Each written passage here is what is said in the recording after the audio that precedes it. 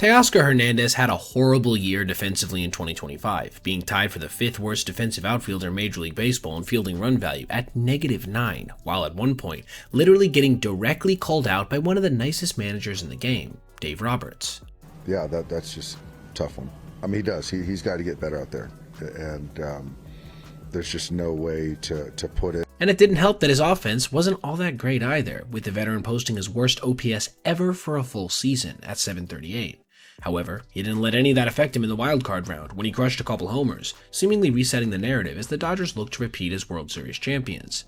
But there was a moment yesterday that made the entire baseball world question not only his fielding mechanics, but his commitment overall to the team, even if later on he would redeem this in spades.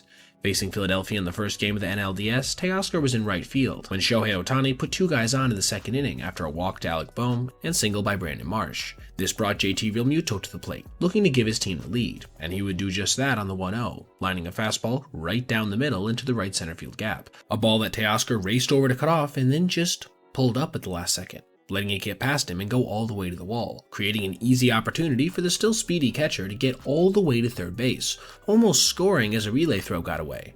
The question that immediately had to be asked following this play was, what the hell was Hernandez doing? Why would you pull up and just start walking with the ball in your vicinity in one of your team's biggest games of the year? If he would have slid or something, he probably still could have kept the veteran catcher at just 2. Instead of an easy triple. Even the TNT broadcast couldn't believe that ball made it all the way to the fence. I was surprised right here, BA. Watch this in right center.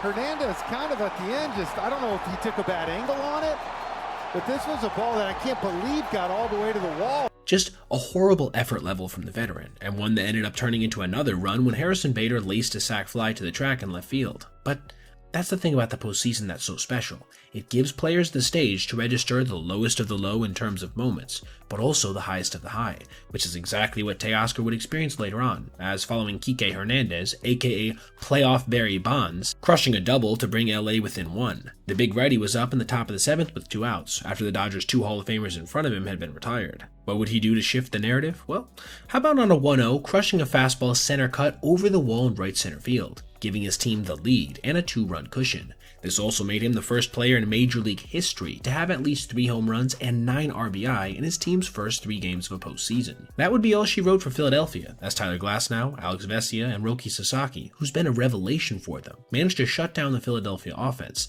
not allowing another run after Ohtani departed in the middle innings. This put the 2024 champions just 2 wins away from getting back to the NLCS once again, as they attempt to go back-to-back in World Series wins for the first time for any team since 2000. Alright everybody, if you made it this far, I appreciate you watching, and if you did, consider checking out any of these other videos on your screen right now for other content just like this. Also, if you ever see anything you'd like to see me detail in a video, feel free to reach out to my email, basebpoet@gmail.com, and if I end up using your idea, I'll give you a shout out. Thanks for watching, have a great rest of your day.